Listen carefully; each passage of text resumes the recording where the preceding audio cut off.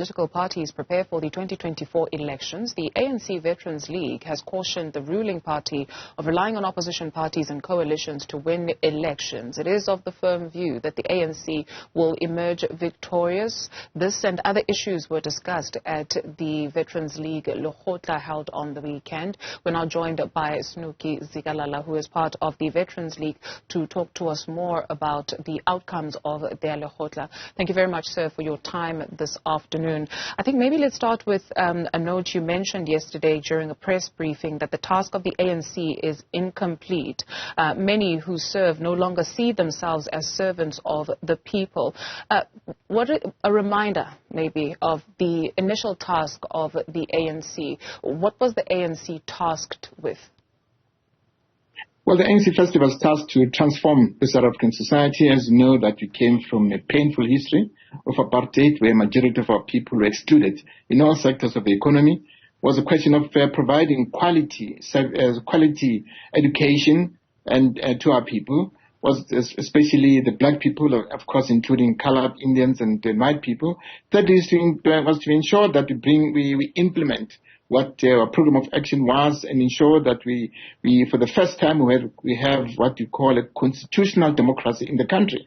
That was the task of the ANC. And thirdly, is to develop our economy, especially the rural areas, and ensuring that there are no pit toilets, there are no mud toilets, and there are bridges that have been built for our people, and that there's a creation of jobs for our people.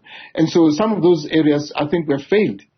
Society, we admit that we failed society since we've been in power, but a lot has been done. A lot has been done. A lot has been achieved. But I think we could have done more, and we can still do more. That's what we believe in as the Veterans League and as the African National Congress.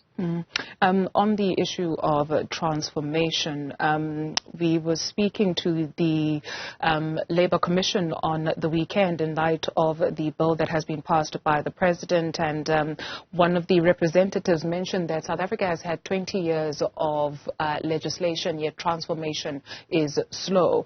You speak of quality education and many other points, and you acknowledge that indeed the ANC has got some work to do. And so what incentive is there for people to give the ANC another chance in 2024 in light of this admission?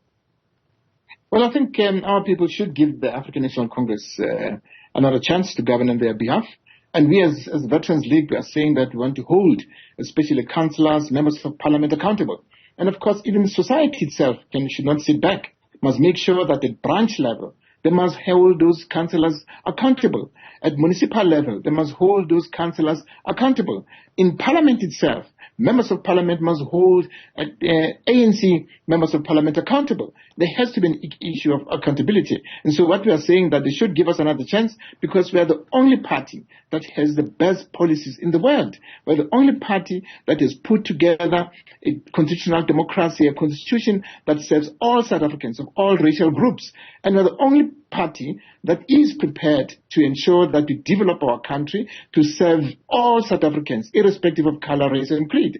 And of course, we know that crime is rampant, but it's our people also. At branch level, we know young people who are involved in malfeasance, who are involved in yaopes, who are involved in crime. We, as members of society, must make sure that we arrest that. We can't just leave it to government. That's why it's important, as Veterans League was saying, branches of the ANC must be reinvigorated, reignited, so that they can attend to social needs of society. That's what is important for us. On the mandate of the League, you mentioned 3 points. The first being rebuilding Veterans League branches. How would you characterize the Veterans League of the ANC? You have the age-old debate of the exiles versus the inziles, with the inziles, some of them holding a firm view that they were left out of this new dawn of the dispensation, of the benefits of the new dispensation. And so how would you characterize the Veterans League? Well, the Veterans League is 60 years of age. All comrades are 60 years of age, and all those are 40 years of uninterrupted service in the ANC. Those were internal in the country, and those were external. Even all ex-combatants of controversies, they are members of the Veterans League. And so we have a number of organizations which fought against apartheid inside the country, but which supported the African National Congress, and also who supported the Freedom Charter, and who fought against repression of our people, the arrest of our people. We have the detainees committees that were established, and those are part and parcel of members of the veterans, of our veterans. And so we are saying that they should come in and join the African National Congress. As the Veterans League, we don't discriminate at all.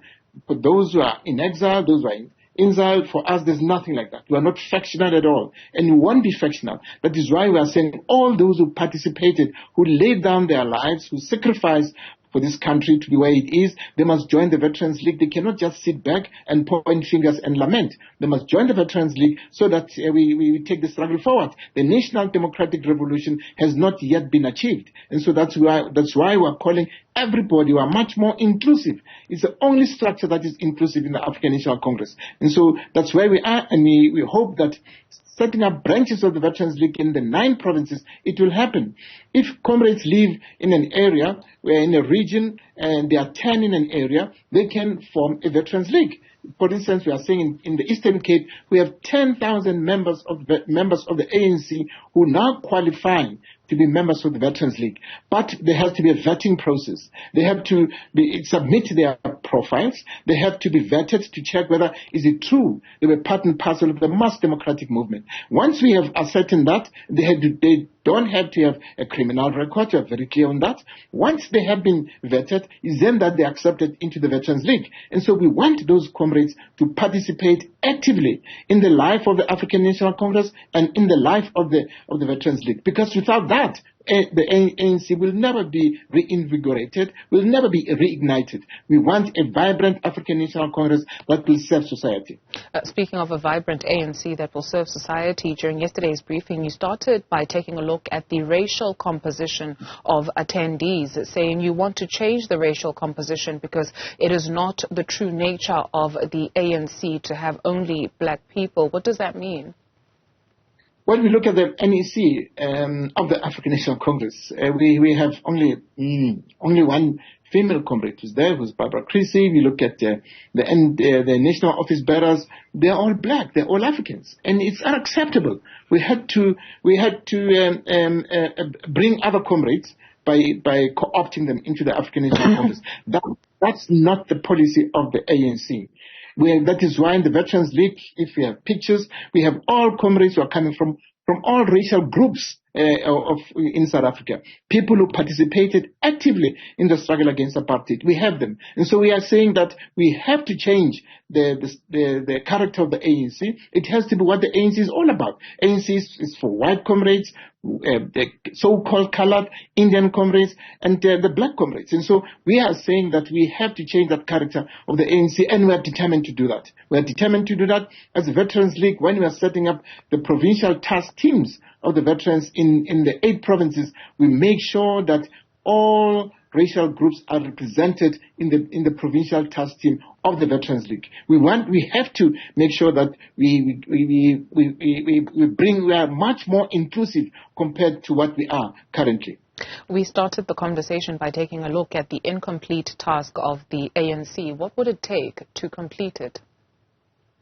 What will take, for instance, to complete the task is to make sure that we do a vetting of our comrades. As the African National Congress, at the conference itself, we are in charge as Veterans League to renew the African National Congress, to make sure that we vet those rotten animals, some of them which are there.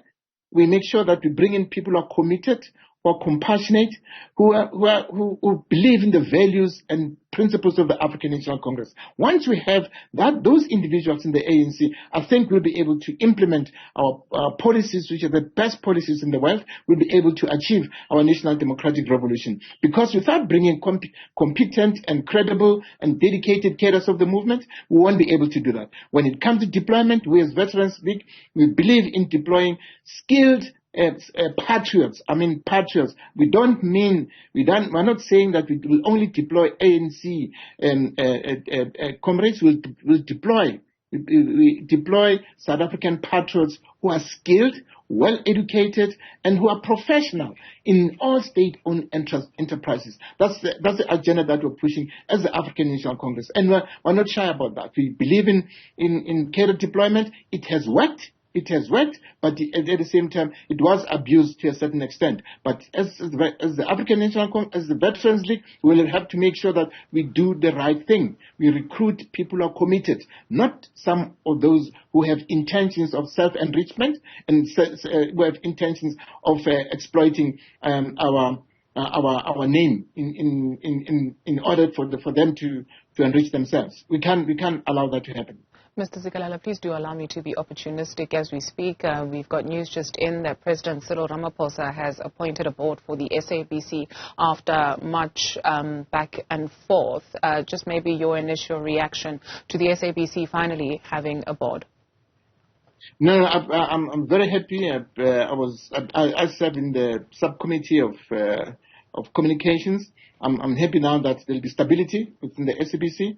And we hope that the board will carry its responsibility as prescribed in our constitution. I'm happy that there will be stability at the SABC because it is a public broadcaster, and so it's important that the board should immediately start their work and make sure that there's stability in that organization. We are happy with that. ANC Veterans League, Snuki Zikalala, thank you very much, sir, for your time this afternoon.